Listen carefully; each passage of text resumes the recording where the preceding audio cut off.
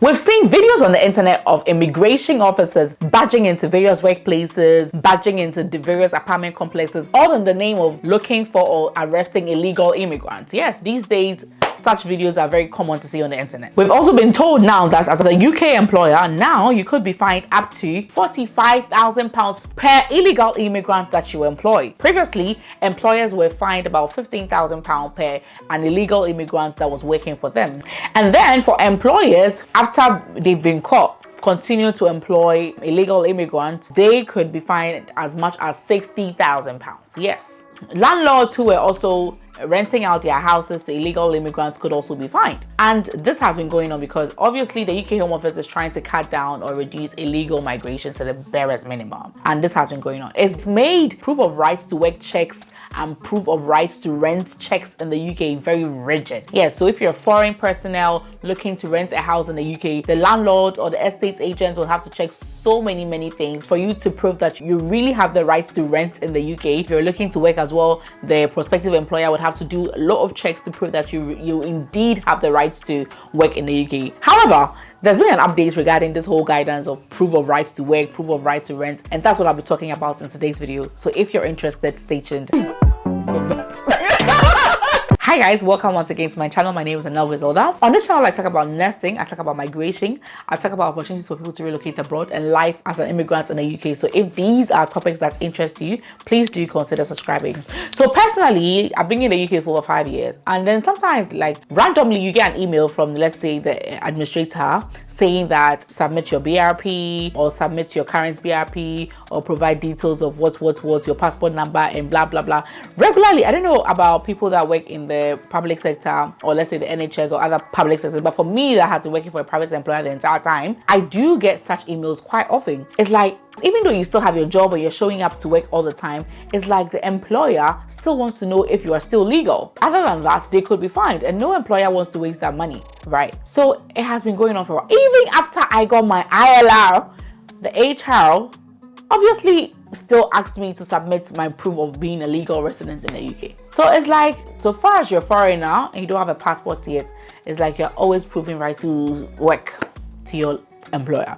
And I hear that with some estate agents as well, after your contract, if you're renewing your contract, they would ask you to prove your rights to rent in the UK, because they may think that maybe after the last time they gave you their apartment or their accommodation, and maybe in that time you've become an illegal immigrant and they do not want to have anything to do with you because they will be fined. So even though you're still in that same building and you have proved your right to rent, they would ask you to prove it again if you're renewing your contract with the same landlord. Now, what is the update? So as of the 21st of June 2024, the Home Office has issued an updated guidance with regards to employers when it comes to right to work checks, and with regards to landlords to rights to rent checks. So the updates are in 3 different phases. Okay, so the first one is for people with BRPs. Okay, so for those who don't know what a BRP is, a BRP is a biometric residence permit. At the moment, we're still using the physical card, the BRP card, and then for most people, it's going to expire 31st of December 2024. So for people that have BRPs, let's say you're here on the Tier 4 visa as a student, or you're here as a Tier 2 visa as a skilled worker, or you're here as a dependent, whatever, and you do have your BRP, listen to this. It says the guidance clarifies that an employer does not need to recheck an employee's permission until their permission is due to expire, even if their physical BRP card is due to expire on 31st of December 2024. Physical residence documents are to be phased out by the end of 2024 and replaced with digital proof of immigration status e-visas. Therefore, employers may see BRP cards on an expiry date of 31st December 2024, even though the holder has permission to stay in the UK beyond that date. The holder's online profile will display the expiry date of their immigration permission. Where 31st December was taken as the expiry date, a follow-up check will be required. So let's say because the Home Office knew that they were going to phase out all physical BRP cards by December 31st, 2024, all BRPs had an expiry of 31st December 2024. But let's say you renewed your visa on, let's say, 1st of January 2024. And then let's say you did a 3-year renewal. So you were expecting that your residence permit should expire in, let's say, in 3 years time, that is 2027, right? Okay. However, the BRP card says expiry is 31st December 2024. So they are saying that the fact that your physical BRP says that your residence permit expires on the 31st December 2024 does not necessarily mean that that they need to recheck, after that, because for some of them, especially those that renewed their visas less than 3 years ago, it's most likely that their BRP is supposed to expire, or their residence permit is supposed to expire in 3 years time, let's say 2026, 2027. However, it is only because they are phasing out the physical document, the BRP card, that is why the expiry is on that card stated as 31st December 2024. When you do the e-visa, and I have a video on e-visa that I'll leave the link here, when you do your e-visa, the employer will be able to see that, oh, it's the card that is expiring 2024. However, your residency or your residence permit expires in 2027 or 2025. Okay, so they do not have to bother you with rechecks, but they can only see that if you have done your e-visa, and then you'll check the online profile and then see that. But there are some people that indeed their residence permit expires 31st December 2024. For such people, then a recheck will be needed.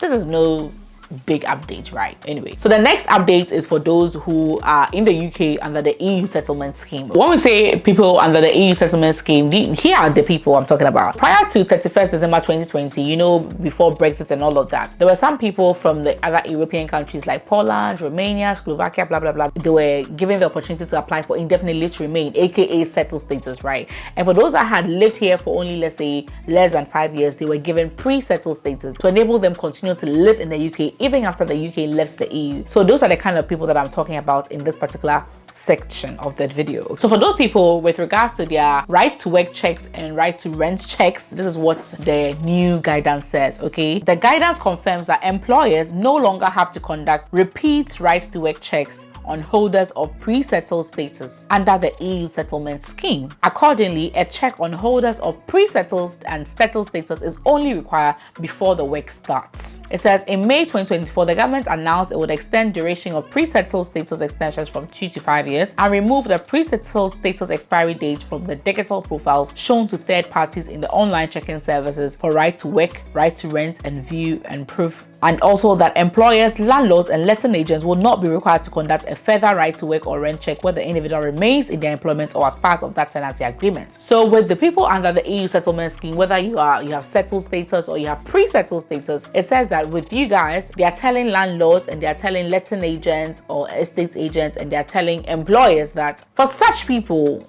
after you do the check for their rights to rent or their right to work before they start the job, no need to recheck as they are still working. Don't send them emails every year asking them to prove it. No need.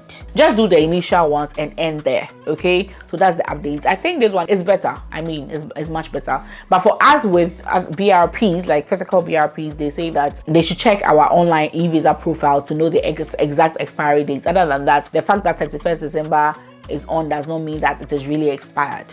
Okay, now the next category and the last category of people is those that are here seeking asylum. Okay, the guidance clarifies the requirements for employers of asylum claimants with application registration cards issued as proof that they have made an asylum claim. Claimants can apply for and may be granted permission to work if their claim has been outstanding for more than 12 months through no fault of their own. So if you've applied for asylum, you've actually been issued with an ARC, which is an asylum registration card, which is a proof that you've actually claimed asylum and you're waiting for an update and there's been delays and the delay is through no fault of yours. You can apply and you can't even get a job so far as you have applied for more than 12 months and so far as you have your asylum registration card. Yes, you can actually get a job. Okay, those granted permission to work on or before 3rd April 2024 are restricted to working in jobs on the shortage occupation list. Their asylum registration card will state work permission shortage occupation, so it will state on it.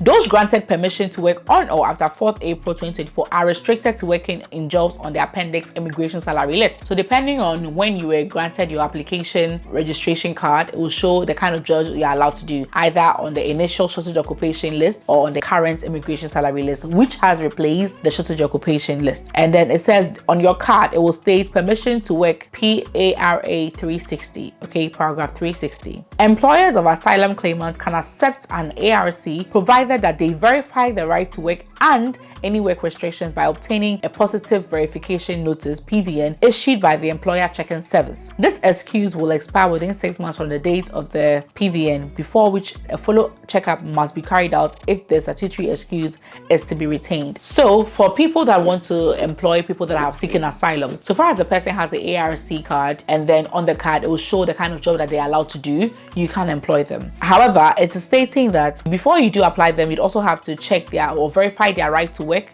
by obtaining a positive verification notice, which you can get from the employer check-in service.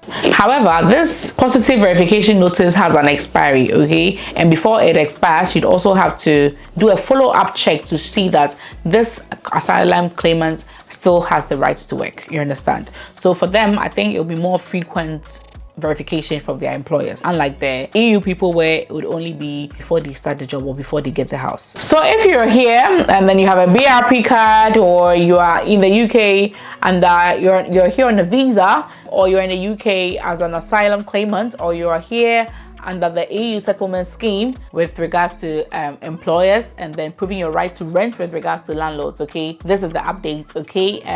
I'll leave links to the official document so that you can head there and then read for yourself. And then if you're a business owner, you have to remember that you could be fined for up to £60,000, and you could also lose your ability to sponsor foreign workers and even face a criminal conviction if you do not comply with these guidelines. Thank you so much for watching. Bye.